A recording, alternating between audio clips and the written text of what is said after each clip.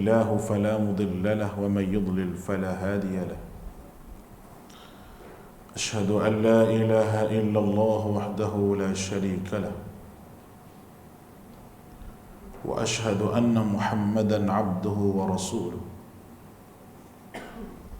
اللهم صل على محمد وعلى آله وأصحابه ومن تبعهم بإحسان إلى يوم الدين. قالوا سبحانك لا علم لنا إلا ما علمتنا إنك أنت العليم الحكيم. ولا حول ولا قوة إلا بالله العلي العظيم. قال رب اشرح لي صدري ويسر لي أمري واحلل عقدة من لساني يفقهوا قولي. اللهم فقهنا في الدين وعلمنا التأويل واهدنا إلى سواء السبيل. ربنا زدنا علما وارزقنا فهما. اللهم لا سهل إلا ما جعلته سهلا وأنت تجعل الحزن إذا شئت سهلا. رب يسر ولا تعسر وبتمم بالخير. Alhamdulillah, kita bersyukur kehadrat Allah. Pada malam ini kita dapat bersama-sama dan kita masih lagi membicarakan iaitu satu kitab karangan Syekh Abdul Razak bin Abdul Muhsin Al-Badr, seorang ulama daripada Saudi, berkenaan dengan da'watul anbiya, iaitu rintihan para nabi ataupun doa-doa yang dirakamkan oleh Allah Azza wa Jalla dalam Al-Quran.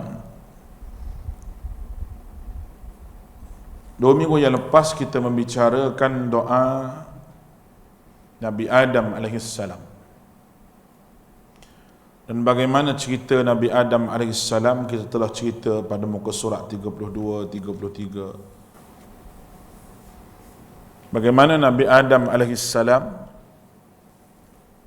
kesalahan yang dibuat oleh dia bukannya kesalahan yang berbentuk dalalah akidah, tetapi kesalahan dalam bentuk riwayah, kesalahan dalam bentuk perangai ataupun lupa kepada apa yang Allah Ta'ala perintahkan. Allah Subhanahu wa Ta'ala mengaturkan dengan sebaik-baik aturan. Bagaimana kisah yang telah pun kita bahaskan, keadaan Adam dalam syurga dan digoda oleh Iblis. Sepakat, kalau kita tengok muka surat 34, menurut pendapat paling tepat, kalimah taubat yang dikurniakan kepada Allah kepada Adam, daripada Allah kepada Adam tersebut diterangkan pada firman-Nya, qala rabbana zalamna anfusana wa illam taghfir lana wa tarhamna lanakunanna minal khasirin. Mereka berdua berkata, wahai Tuhan kami, kami tidak menzalimi diri-diri kami, kami telah menzalimi diri-diri kami, dan jika Engkau tidak ampunkan bagi kami dan Engkau telah mengasihi kami, pasti kami akan benar-benar menjadilah kami ini daripada kalangan orang-orang yang rugi. Itu di antara sepakat ulama tafsir berkata bahawa ini doa Nabi Adam. Poin yang pertama yang kita dapat pada malam ini, pada permulaan ini, iaitu sekalian lama Nabi Adam sujud kepada Allah Ta'ala, memohon keampunan dengan cara dia sendiri, tidak dengan cara yang diajar oleh Allah. Allah Ta'ala tak ajar lagi.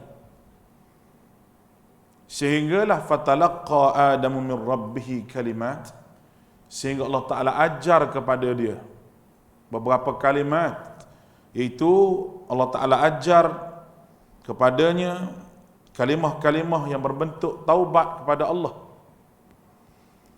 Ini poin yang pertama ni memberi hujah bahawa amal ibadah kita mesti diajar oleh Allah Ta'ala. Tidak boleh reka sendiri. Sebelum daripada tu Adam telah minta ampun dengan Allah. Bukan bermakna Adam tu reka. Tidak. Sebab Allah Ta'ala tak ajar lagi dia. Dia minta dengan Allah Ta'ala. Dengan cara dia. Tapi oleh kerana ibadah ini satu syariat. Doa ini satu syariat. Bila syariat, dia tidak boleh siapa-siapa yang mari ajar kecuali benda itu datang daripada Nabi SAW. Maka kalau kita nak minta doa dengan Allah, dia ada doa yang dalam sunnah Nabi dan dia ada doa daripada kita sendiri. Kalau kita nak minta dengan Allah Ta'ala, kita kena dahulukan doa yang mana adalah sunnah Nabi SAW.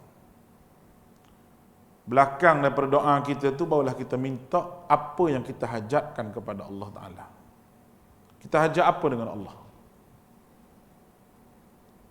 Doa nak minta ampun dengan Allah Ta'ala. Kita minta doa Nabi ajar, Allah maghfir li dhunubi. Ya Allah, ampunlah dosaku. Allah maghfir lana dhunubana wa israfana fi amrina. Ataupun doa-doa yang lain yang ada dalam buku doa-doa Nabi-Nabi ni, kita baca. Ataupun doa ni, Rabbana zalamna anfusana wa illam taghfir lana. Kerana itu doa yang paling berkat dan doa yang paling baik kerana ia diajar sendiri oleh Allah. Doa-doa yang berkaitan dengan kita nak minta hajat dengan Allah, itu tak apa kita minta sendiri dengan Allah. Nak suruh padi kita subur ke, nak suruh harum manis kita berjadi ke, nak suruh kambing kita gemuk ke, nak suruh lembu kita ramai ke, nak menega, tak apa tu. Tetapi doa berbentuk minta ampun pada Allah, minta Allah Ta'ala memberkati ke apa ke, yang ada di ajaran sunnah Nabi, maka afdal baca dulu. Kita tak boleh bagi kita ni malas. A'udzubika minal hammi wal hazan, wa na'udzubika minal ajzi wal kasal, wa na'udzubika minal jubni wal bukhl, wa na'udzubika min ghalabatid daini wa qahhir rijal. Kita dibelenggu dengan hutang yang banyak, kita minta ke Allah supaya leraikan. Qahhir rijal maknanya tekanan hidup dengan hutang kiri kanan. Semua itu diajak oleh Nabi sallallahu alaihi wasallam. Sebab dia melibatkan perasaan manusia. Jadi, paling afdal hak Nabi. Baik. Kita tengok muka surat yang ke-35, maksud doa daripada doa Adam ini. Doa yang dipanjatkan oleh Nabi Adam ini membawa erti sesungguhnya kami sudah melakukan dosa yang dilarang. Kami sudah memudaratkan diri kami dengan melakukannya. Kami telah terjatuh lembah kerugian andai engkau tidak ampunkan kami dengan menghapuskan kesan dosa ini dan akibatnya. Andai engkau tidak kasihani kami dengan menerima taubat dan permohonan maaf bagi kami. Maka Allah pun mengampuni dosa mereka tersebut dengan firman Allah Subhanahu wa taala, fa akala minha fabadat lahumā sawātuhumā wa tafiqā yaqsifāni 'alayhimā min waraqil jannah wa 'asā Ādamu rabbahu faghawā summa ijtabāhu rabbuhu fatāba 'alayhi wa hadā. Allah Ta'ala sebut surah Taha ayat 121 hingga 122. Maka mereka berdua memakan darinya, itu buah tadi, lalu anggota-anggota sulit mereka berdua telah terjadi nyata bagi mereka berdua. Terlondeh habis kain-kain. Maka mulailah mereka berdua menutup ke atas mereka berdua itu dari sebahagian dari daun-daun syurga. Dan Adam telah mengingkari Tuhannya, lalu dia telah tersesat. Kemudian Tuhannya telah memilihnya, lalu mereka berdua Lalu dia telah berlembut terhadapnya dan memberi petunjuk. Baik. Lepas Nabi Adam makan, lepas dia makan buah tadi, maka Allah Ta'ala lucutkan pakaian. Maka di sini kita dapat satu perkara bahawa sesungguhnya dosa yang kita buat ini sebenarnya mengaibkan kita di negeri akhirat.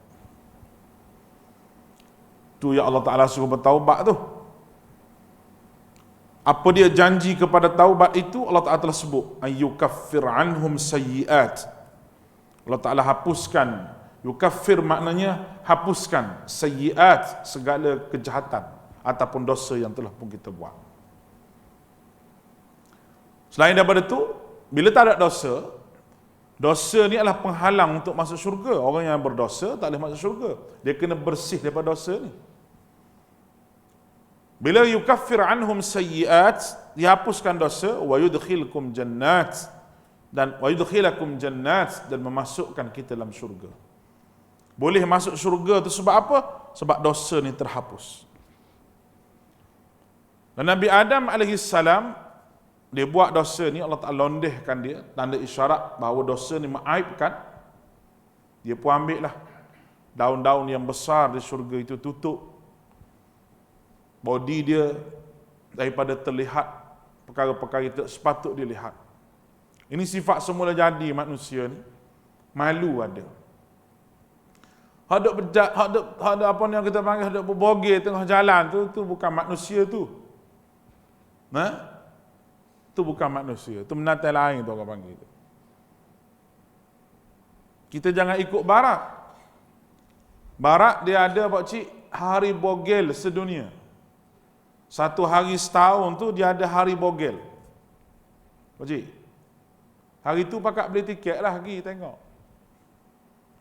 Tiket kapal terbang murah lah ni. Dia ada hari bogel dia. Hari bogel ni dibuat oleh orang yang nak bebas. Puak-puak LGBT terutamanya.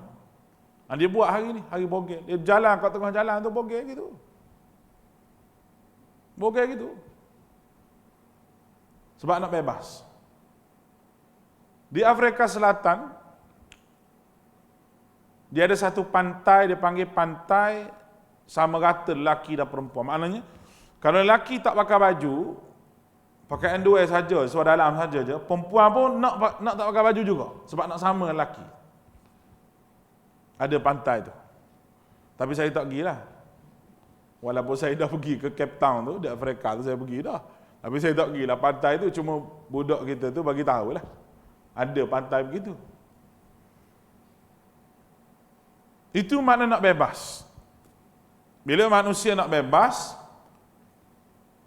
tak ada malu dia. Betul lah kata Nabi, orang yang hilang rasa malu ni, dia boleh buat apa sahaja yang dia suka. Sebab tak malu. Dan malu tu biar bertempat. Ada setengah orang malu nak pergi masjid. Sebab dia tu mungkin dia dulu kaki kedai kopi. Mungkin dia tu bukan kaki masjid. Lepas tu ke belakang-belakang ni dia rasa insaf nak pergilah masjid. Tiba-tiba mari rasa malu. Takut orang tengok lain macam. Orang masjid pun satu hal juga. Bila mari hok pelik-pelik di masjid, jangan tengok kuat sangat. Masalah juga orang kita ni. Bila mari budak-budak muda pakai seluar jeans sikit, baju pelik-pelik sikit, kita kata jaga tabung-tabung tu. Padahal dia mari buat semayang, betul buat apa pun. Kita punya sangkaan yang tidak baik pada dia. Sangkaan yang tidak baik pada dia. Jadi, bila kita malu kepada benda begitu, tak boleh malu nak mari masjid, malu nak mari mengaji, tak boleh malu. Malu nak mengaji biar tak kerti Quran pun rasa malu nak mengaji. Tak boleh malu begitu. Kita kena rasa ada malu dengan Allah nombor satu. Malu jika Allah Ta'ala tanya kita di hari akhirat. Sifat malu Nabi Adam ni sifat semula jadi manusia. Dia ambil, dia tutup. Maka Allah Subhanahu Wa Ta'ala sebut. Dan Adam telah mengingkari Tuhannya. Wa asa Adamu. Ingkar di sini buat maksiat ni. Tak dengar kata Allah. Wa ghawa. Ni saya sebut tadi. Ghawa ni maknanya dia sesat ni dua jenis. Berdasar kepada apa yang Allah Ta'ala sebut dalam surah Taha juga. An-Najm, apa ni, Taha wan najmi idha hawa. Surah An-Najm. Wan najmi idha hawa ma dhalla sahibukum wa ma ghawa. Wa ma yantiqu 'anil hawa in huwa illa wahyun yuha. Ni ayat cerita pasal Nabi Muhammad. Ma dhalla sahibukum wa ma ghawa. Muhammad ini tidak dhal. Dhal ini dhalalah ni sesat jenis akidah. Sesat begini tak bertaubat, mati neraka selama-lamanya. Tu yang kita minta waladdallin tu tak mahu orang yang sesat tu. Sesat macam mana? Sesat akidah. Yang kedua, ma dhalla sahibukum wa ma ghawa. Dan Muhammad ni tidak jenis perangai yang tidak elok. Jadi riwayah ataupun ghawa ni satu sesat juga, tapi sesat tak sampai rosak akidah. Sesat dia sesat perangai tak elok. Boleh faham tu? Masuk syurga juga tapi lah sekali. Kita tak mahu ni. Dalalah pun tak mahu, riwayah pun kita nak masuk syurga straight. Lalu orang VIP. Sebab orang kita ni dia fikir lain, dia kata, saya tak apa, tu tak apa dah. Asal masuk syurga lambat-lambat pun tak apalah ustaz. Masuk neraka dulu pun tak apalah. Oh, dia ingat neraka tu macam mak bapak dia. Boleh slow macam kita slow aircon, boleh kuat macam kita kuat aircon. Nah, kalau panas sikit boleh slow, boleh kuat aircon sejuk. Dan bukan neraka, bukan mak bapak kita. Allah yang pakai slipper neraka menggelegak otak atas kepala tu paling ringan. Di mana orang yang boleh tahan untuk ke neraka kalau begini siksaan neraka? Makanan yang tak sedap, minuman yang tak sedap. Walaupun dosa itu tidak melibatkan akidah, tapi satu jeka pun, satu saat, satu waktu, satu detik pun kita tak mahu ke neraka. Na'udzubika min adzabin nar. Kita minta kepada Allah supaya Tuhan jauhkan kita daripada azab neraka. Kerana inna adzabaha kana gharama. Innaha sa'at mustaqarran wa muqama. Sehingga Allah Ta'ala ajar kepada kita di antara ciri-ciri hamba mukmin iaitu Rabbana asrif anna azab jahannam inna azabaha kana gharama. Ya Allah, jauhkanlah aku daripada azab api neraka. Kita tak mahu masuk neraka. Allahu Akbar. Adam pun Allah Ta'ala kata dia telah berlembut terhadapnya dan memberi petunjuk. Petunjuk mana? Doa tadi. Supaya bertaubat. Maka dia pun bertaubat. Allah Ta'ala juga nak ajar kita bahawa kita ni daripada baka yang bersalah. Manusia ni. Jangan mengulangi balik kesalahan sebagaimana tok nenek kita pernah buat salah. Sebab tu Allah Ta'ala cerita Adam begini-begini. Bukan nak memalukan dia, tidak. Nabi Adam ni tidak. Tapi Allah Ta'ala nak beritahu ni. Orangnya yang pernah buat salah dengan aku marah begini pada kamu. Lepas tu aku berlembut kembali dengan dia setelah dia sedar kesilapan dia. Kamu ni wahai manusia, kita semua ni adalah baka daripada orang tu. Itu Adam. Bermakna, kalau kita buat silap, ada peluang untuk balik pada Allah dan Allah Ta'ala berlembut dengan kita kalau kita nak balik.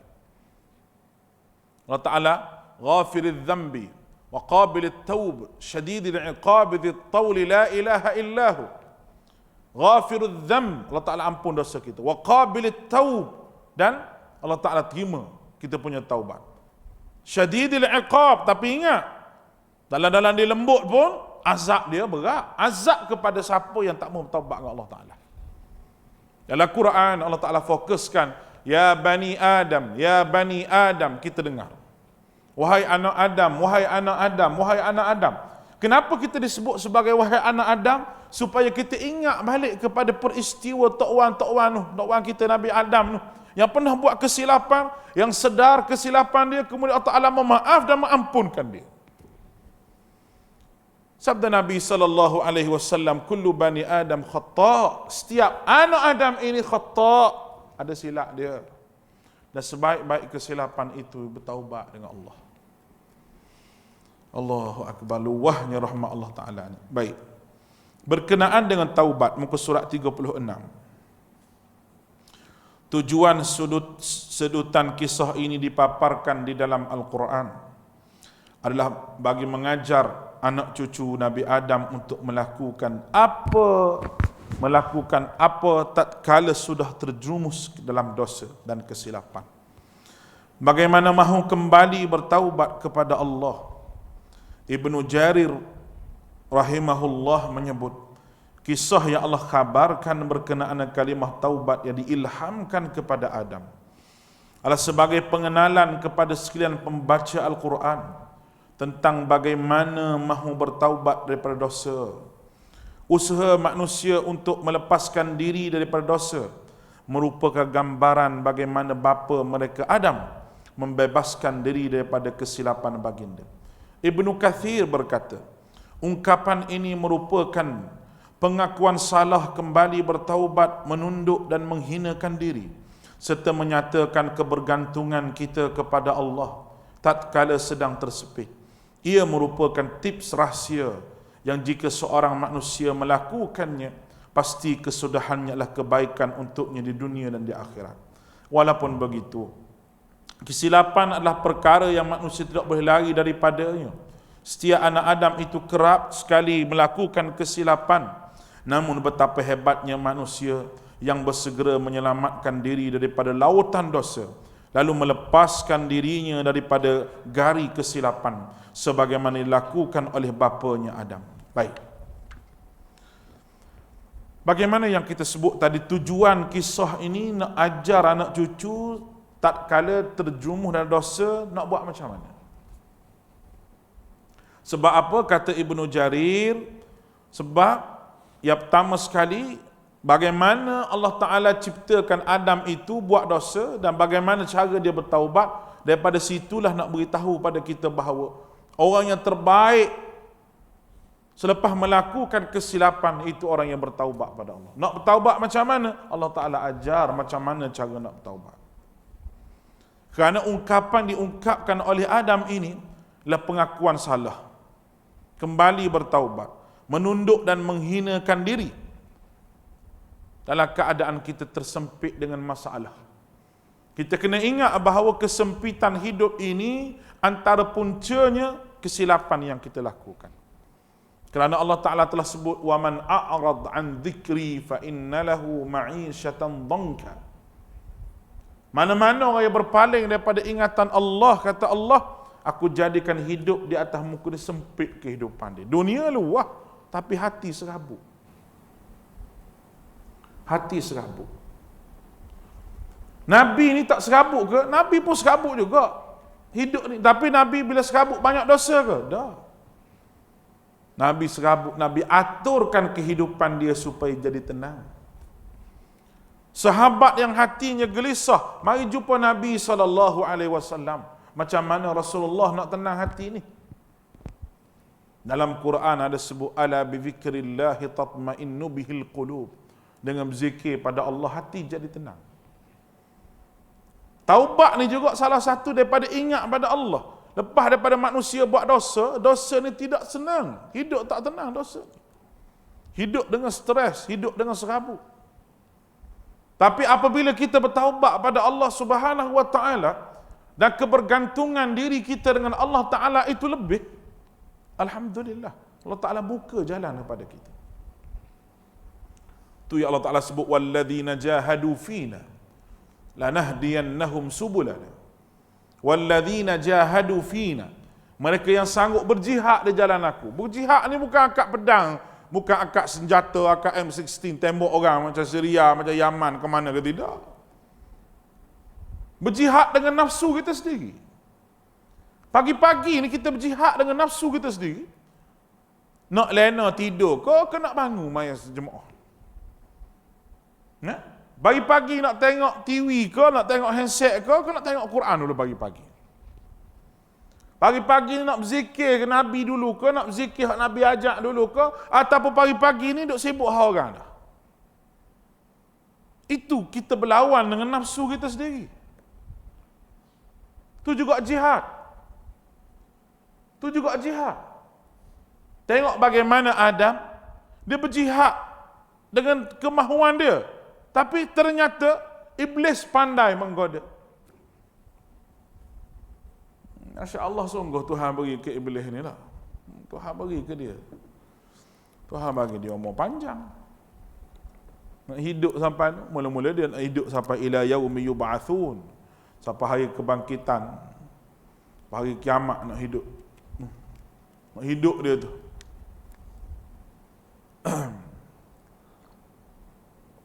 Allah Ta'ala bagi ke tak ke dia? Allah Ta'ala bagi. Hidup sampai bumi ni hancur. Iblis. Allah Ta'ala izin lagi dia boleh masuk dalam darah kita. Boleh pergi mari masuk di hati kita. Allahu Akbar. Jihad belaka tu, nak lawan tu. Bukan senang nak lawan iblis tu. Tapi senjata ada ke tak? Nak jihad kena ada senjata. Kena ada persiapan. Senjata, persiapan tu Nabi buat mari pada kita. Ni macam ni cara nak lawan. Macam mana? Zikir. Cara macam mana lagi? Banyak ke sembahyang. Hak 5 waktu tu ialah hak wajib. Kerana innas salah tanha 'anil fahsya'i wal munkar. Sembahyang kita boleh fahsya' dan jauh perkara jahat, perkara keji dan perkara munkar. Tu senjata kita tu. Zikir, solat, bangun tengah malam, baca Quran. Senjata nak lawan iblis. Ada orang ada senjata tapi tak kepandai nak guna senjata. Tak jadi juga. Senjata ada, nak guna tak pandai. Ataupun senjata ada dah ni hak Nabi nak paling besok sekali ni kalau tembok ni tepak ni. Tak apa, nak hak sendiri. Hak awak sendiri tu tembok ala kau tu peluru marilah ke dia semula, mampu kerah dengan dia. Apa benda mana dia? Buat yang benda Nabi tak buat tu lah. Dia rasa dia buat ibadah dah, tapi peluru tu mari ke dia semula, mati dia, masuk neraka dia dengan sebab melakukan benda yang tidak diajar Nabi SAW. Ini kena jaga benda ni. Pelurunya ada, senjatanya ada lawan syaitan ni. Lepas tu Allah Ta'ala suruh minta dengan fasta'idh billah. Minta dengan Allah. A'udzubillah minasyaitanir rajim. A'udzubillah ni benda besar, bukan benda kecil. Quran cukup syaitan takut. Sebab tu bila baca Quran kena a'udzubillah.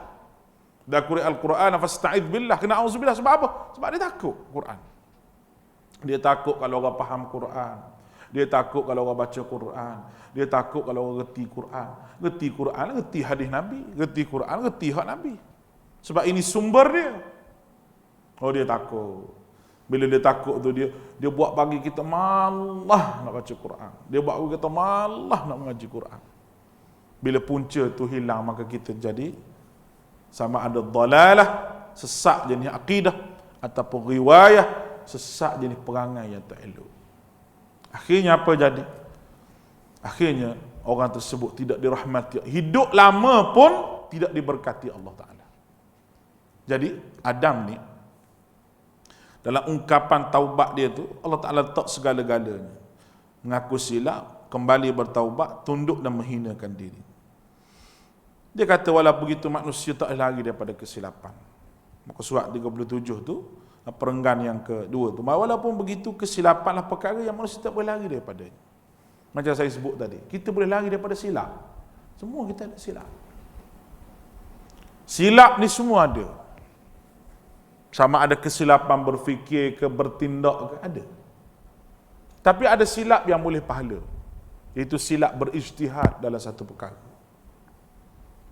Kita dapat pahala satu. Silap dalam percaturan. Kita terima. Lepas berlaku ni baru kita nampak, oi, silap ni. Tak apa, Allah Ta'ala maafkan kita. Tu silap jenis biasa-biasa. Kesilapan dosa jadi kabair, jadi dosa besar, atau perlu kepada pengakuan dan bertaubat dengan Allah. Kalau dosa dengan Allah, minta ampun dengan Allah. Yang jadi masalahnya silap itu berlaku sama manusia. Kena minta maaf dengan manusia. Kena minta maaf dengan dia. Sebab silap itu berlaku dengan dia. Kalau silap ambil harta, kena pulangkan balik harta itu. Allahu Akbar. Baik, Imam Ahmad merekodkan dalam kitab Az-Zuhd yang juga Abu Asy-Syaikh meriwayatkan dengan sanadnya daripada Qatadah. Beliau berkata, sungguhnya seorang mukmin itu pasti merasa malu dengan Tuhannya kerana dosa yang dilakukan. Kemudian dia mengetahui bilhamdulillah bagaimana kamu menyelamatkan diri. Dia mengetahui bahawa jalan selamatlah dengan memohon keampunan dan bertaubat kepada Allah.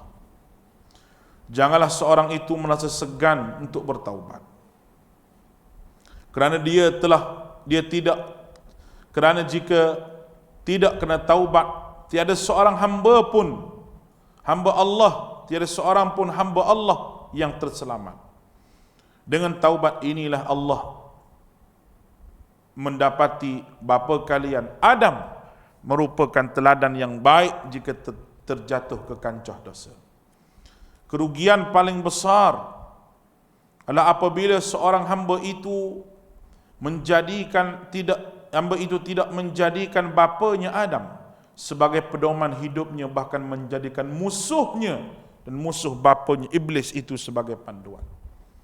Apabila Adam melakukan dosa, dia mengakui kesilapannya dan memohon keampunan daripada Allah. Sementara Iblis pula, apabila melakukan penderhakaan secara berterusan, dia enggan mengakui kesilapannya. Siapa yang mengikuti cara Adam, dia akan berbahagia seperti Adam. Dan siapa yang meniru cara Iblis, dia akan celaka sebagaimana Iblis. Jelas pada kita dia sebut bahawa yang pertamanya, jangan orang tu malu untuk bertaubat. Malu untuk bertaubat. Dan dosa yang telah pun kita lakukan, kita tak payah sebut baliklah selepas Allah menutup keaiban kita. Sebab Allah Ta'ala tutup dah keaiban kita ni, tidak sepatutnya kita bercakap berkenaan dengan dosa kita lagi. Sebab dosa itu telah dihapuskan oleh Allah Azza wa Jalla. Allah Ta'ala hapus dah. Dan kita pula nak bertaubat, taubatlah dengan Allah. Bertaubat dengan taubat yang sungguh-sungguh, dan kita yakin, dengan sebenar-benar yakin taubat kita diterima oleh Allah. Kerana kita minta dengan Allah hari-hari supaya Tuhan ampunkan dosa kita. Kalau tak perlulah kita sebut dosa yang telah pun kita buat yang lepas tu, tak perlu. Dan kerugian paling besar apabila dia kata orang tidak menjadikan bapanya, itu Adam ini, sebagai contoh dalam bab bertaubat. Sifat yang ada pada kita hari ini ada pada Adam. Sebab dia bapa manusia. Abul Bashar, bapa manusia. Sifat yang ada pada kita hari ini, kita kata sifat apa? Marah. Adam ada marah. Sifat sedih, Adam pula ada sedih. Semua tu ada. Tersilap, Adam tersilap, kita pun ada tersilap. Tapi contoh yang Tuhan nak bagi, kalau tersilap, begini cara dia. Bukan tersilap ikut iblis. Tidak. Bila tersilap, ikut macam mana Adam handle dia punya kesilapan dia tu macam mana. Allah Ta'ala ajar dia. Kita ikut tu. Kerana orang ikut cara Adam, selamat. Selamat macam mana? Selamat daripada neraka Allah, sebab taubat dia telah diterima oleh Allah Ta'ala. Sebaliknya dia kata orang ikut musuh pada Adam, nama iblis tadi. Yang tak pernah rasa nak bertaubat. Yang tak pernah rasa dia itu salah. Itu iblis. Ya Rabbi. Jadi kita takut satu benda je, iaitu kita tak sedar kita ni duk berkawan dengan iblis. Itu hal kita takut. Kita duk rasa bahawa kita duk berkawan dengan Nabi dah ni, habis dah semayang apa semua sekali. Tapi sifat iblis tu adalah jiwa kita. Itu kesombongan daripada menerima kebenaran yang mari pada Allah. Itu sifat iblis. Ada sebiji je kesombongan daripada terima kebenaran ini, buatlah amal lagu mana pun, Allah Ta'ala tak pandang. Sebab dia sombong Allah. Sombong Allah Ta'ala. Bila satu perkara kita ditegur, sama ada saya ke tuan-tuan ke apa, kita ditegur. Lalu, perkara tersebut kita ambil sebagai pedoman kita. Pedoman hidup kita. Dan kalau salah, kalau betul teguran dia tu, kita kena terima. Contoh kawan kita kata, awak kena buat gini, jangan duk buat gini. Sebab buat ni, saya duk nampak Nabi tak ajar kita buat begini, Nabi ajar kita. Kita kena ikut Nabi ni, Nabi buat begini. Dia pun kata, saya duk buat lama dah, Ustaz, gini. Nak tinggal tak boleh lah, kata. Itu kesombongan. Sombong tu, sombong. Sebab kita kata Nabi buat begini. Ini yang Nabi buat. Contohlah kita kata, Nabi cukup suka orang yang semayang sunat 2 rakaat sebelum daripada solat subuh. Ya, belum daripada solat subuh. Belum pada solat subuh, semayang sunat 2 rakaat. Nabi kata harga solat sunat 2 rakaat sebelum semayang subuh ni lebih besar daripada dunia dan seisinya. Allah Rabbi. Cuba tuan-tuan bayang. Dunia dan seisinya ada harga dah. Oh, banyak harga. Lebih mahal daripada tanah benda kita, lebih mahal daripada rumah kita, lebih mahal daripada kereta kita. Kalau kereta kita kereta hak cantik sikit, lebih mahal daripada kebun harum manis kita. 2 rakaat belum daripada solat subuh. Tu Nabi ajar kita. Kita malah tak buat. Kalau mari pun tunggu tu imam qomat. Malah dia boleh semayang tu. Kita bersangka baiklah, mungkin dia solat kat rumah. Mungkin dia pakai hadis Nabi sebut afdalus salah ba'dal maktubah inda rihalikum. Seafdal semayang lepas pada semayang wajib, dia semayang di rumah, sunat. Kalau kita nak amal hadis ni boleh lah, orang duduk dekat-dekat dengan masjid boleh. Subuh sini berapa minit nak qomat? 20 minit? 15 minit? 15 minit. Dah lah. Lepas orang azan, kita siap-siap di rumah kita tu, kita solat 2 rakaat di rumah. Kita mari tu, relax lah. Dapat sunnah amalan hadis tu. Tapi kalau kita ni jenis kerja rumah, malah sikit semayang sunat, kita mari semayang sunat sini. Semayang sunat lepas isyak gitu juga. Kalau kita boleh semayang di rumah, kita semayang di rumah. Kalau tak ada semayang di rumah, semayang di masjid. Biasa kalau balik rumah ni, tak ada lu buka TV, tengok Gusti, tak ada apa. Leno tidur lah. Jadi kita semayang di rumah awal-awal. Yang jadi masalahnya, tak semayang. Itu jadi masalah. Sombong tak kita? Sombong, walaupun semayang itu semayang sunat, tapi nampak tak kita sombong berkenaan dengan pahala yang Allah Ta'ala bagi tu? Yang Nabi sebut ada sahih tu. Boleh dapat dunia lebih pada dunia dan seisinya tu. Kita tak mahu. Kita rasa meniaga kita ni laku, meniaga kita ni maju apa, lebih berharga lagi kita rasa daripada semayang sunat 2 rakaat sebelum semayang subuh. Itu besar nilainya di sisi Allah. Oleh kerana itu kita cuba istiqamah buat benda tu. Pagi-pagi lagi kita untung dah. Untung dah dapat dunia dan seisinya dah. Dapat gitu dah. Lepas pada subuh pula, kalau orang tu boleh tunggu, tak ada komitmen apa-apa, lepas orang kuliah apa semua, dia duduk dalam masjid sampai waktu matahari naik, 20 minit lepas matahari naik apa semua, dia semayang 2 rakaat apa. Nabi sebut apa? Pahala dia sekali umrah. Dapat pahala umrah tu. Duduk kampung Sena ni pun dapat pahala umrah. Allah, Islam ni dia adil sungguh. Adil sungguh, taklah kata orang pergi Mekah saja boleh pahala umrah. Memanglah itulah umrah betul dah. Kita kena usahalah untuk pergi. Tapi hak tak mampu, dia kata tak dapat kita. Nampak nak kumpul duit pun tak ada jalan dah. Nak makan pun tak cukup. Adakah Allah Ta'ala tu zalim? Dah. Dia bagi juga pahala hak sama dengan umrah. La haula wala quwwata illa billah. Itu Allah punya sayangnya kepada kita. Macam orang duduk di Madinah lah, duduk di Madinah. Nabi kata, sesiapa yang berwuduk di rumahnya, kemudian pergi ke Masjid Quba semayang 2 rakaat. Semayang 2 rakaat di Masjid Quba, dia dapat ke ajri umrah, ibarat pahala sekali umrah. Mana duduk Madinah tu pun dapat pahala umrah. Nabi buat gitu. Nabi berjalan. Lah ni kalau tuan-tuan pergi, saya pergi baru ni tu memang dah siap dah. Laluan berjalan kaki daripada Masjid Nabawi ke Quba. Bas pun ada dah, bas 2 tingkat tu. Bayar RM1 ke berapa naik, dia memang dia berhenti situ. Kalau muda-muda ni nak jalan kaki, memang syok jalan kaki. Tak jauh pun, dia buat laluan shortcut tu, naik ke bawah ke atas tu, sampai Masjid Quba semayang 2 rakaat. Hari-hari boleh pergi.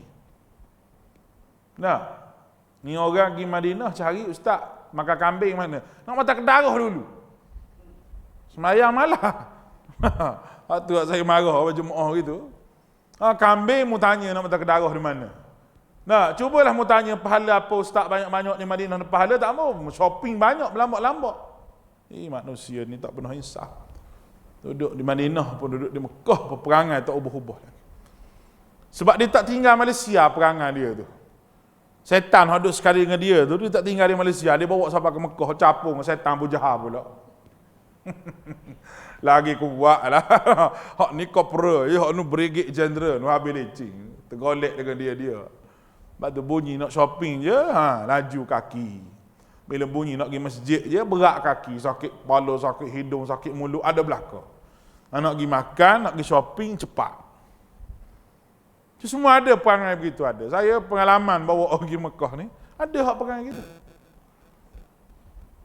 Banyak duit macam mana pun tak jadi. Saya kata direct je, kalau awak pergi dengan saya. Kalau awak mari sini nak buat gini tak jadi, tuan kata, pak cik tak jadi, pak cik. Mari gini nak bawa pulang Malaysia tak jadi. Orang kata ustaz cengeng ustaz tu. Padahlah. Sebab kita tak mau bagi dia rugi. Habis puluh-puluh ribu mari tu rugi. Rugi cara dia. Sebab apa? Sebab dia tak tumpu pada masjid. Sepatutnya banyak duduk di masjid. Sebab pahala banyak. Masjid Nabawi pahala tak sama dengan Masjid Kampung Sena, Masjid Haram tak sama. Balik sejak sudah di hotel, dah balik di hotel makan tak sedap lah apa itu ni komplain bab makan. Ni bukan duk kampung, mu nak makan budu ni. Nak makan belacan ni tak. Tahanlah sikit sebab Nabi sebut musafir qit'ul azab. Musafir ni sebahagian daripada azab. Makan pun tak ada, bukan tempat kita dan sebagainya. Tanggunglah Nabi sebut tu. Dah, orang pergi Mekah nak melancong sekarang banyak. Nak pergi melancong, nak ambil gambar situ sini titik masuk dalam Facebook dan sebagainya. Tu tujuan. Kita kena ada tujuan kita. Pergi buat apa? Tempat yang mustajab, tempat yang berkah, waktu yang mustajab. Semua tu ada di Mekah. Tempat kita ni ada waktu mustajab, ada doa mustajab, dua je. Tempat tu tak ada. Waktu mustajab ni, waktu hujan turun, sepertiga malam, doa mustajab. Doa Allah Ta'ala ajar semua di mana-mana boleh doa berdasar pada hadis Nabi. Doa kita tu. Tempat mustajab tak ada. Di sana ada tempat mustajab. 3 syarat nak terima doa tu dah ada dah. Tiba-tiba dia buat main-main lagi. Dia minta main-main.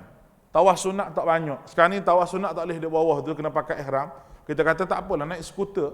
Pahala sama je. Pahala sama je. Sebab Nabi kata orang tawaf jalan kaki ataupun berkenderaan. Nabi tak kata tak mampu naik kenderaan. Tidak. Pahala sama je, sama ada berkenderaan ataupun jalan kaki, sama pahala. Sekali tawaf sunat sehari tu RM50 naik skuter tu. RM57. Tukar-tukar duit Malaysia RM60. Duduk di Mekah 6 hari, RM60 sehari. Hak ni memang untuk tawaf sunat hari-hari. Simpan duit tu. RM60 sehari berapa 300 sampai 1000 pun tak. Lepas tu kita tawaf tu sekali di Arab, tawaf dengan skuter tu sekali. Kalau habis bateri kita boleh komplain ada habis bateri. Kita boleh tawaf sebanyaknya dengan harga RM57. Kita kata habis dah tawaf, tak habis lagi dengan aku ni. Nak tawaf lagi ni bateri tak ada dah skuter ni. Padahal tawaf banyak dah, bukan kita tipu tu. Dia bagi. Kalau kita kata habis bateri pun dia bagi. Dia tak zalim. Sebab kita berurusan dengan dia. Ini nak beritahu tuan-tuan, rebut peluang waktu tu. Tak boleh tawaf bawah, tawaf atas dengan skuter. Tak juga. Payahlah ustaz gini, kena tipu syaitan belaka. Syaitan kata jangan tawaf, susah. Bawa skuter tu nak langgar orang, mampu kerah mu sini, syaitan kata. Syaitan duk ajar kita pun payah. Hak tu payah, hak ni payah. Lah kali mayang peluang masjid, balik hotel. Mayang luar masjid, balik hotel. Nak masuk masjid, payah ustaz. Orang ramai. Nampak payah je. Mudah tak nampak. Syaitan kata good. Bagus dia kata. Dah sekali dia ikut dia. Makin duduk di tempat baik, makin banyak syaitan. Makin tinggi ilmu, syaitan pun makin banyak. Hak jahil tu, syaitan hak jahil tu, tak payah. Hak jahil dia setuh gitu je. Ikut lalu. Hak jenis kerah ni, jenis alim masjid orang beriman ni, tu syaitan makin pangkat besar makin pangkat besar makin goda. Tapi kita ada senjata. Ada zikir. Nak halau syaitan. Kita ada pagar kita ni supaya syaitan tak boleh masuk. Allahu Akbar. Mudah-mudahan diberkati Allah Ta'ala. Kita berhenti di situ. InsyaAllah pada kuliah kita yang akan datang, kita bicara masalah doa Nabi Nuh. Ini tuan-tuan boleh baca sendirilah. Kat belakang tu boleh faham dengan sendiri. Doa Nabi Nuh AS ada dua bahagian. Bahagian satu dan bahagian dua. Cerita Nabi Nuh ni dia panjang sikit. Sebab dia banyak bermunajat dengan Allah Ta'ala. Aku qouli hadza astaghfirullahal azim li wa lakum wa ufawwidu amri ila Allah. Innallaha basirun bil ibad. Subhanakallahumma bihamdika asyhadu an la ilaha illa anta astaghfiruka wa atubu ilaik. Wassallallahu ala Muhammadin wa ala alihi washabbihi ajma'in. Assalamualaikum warahmatullahi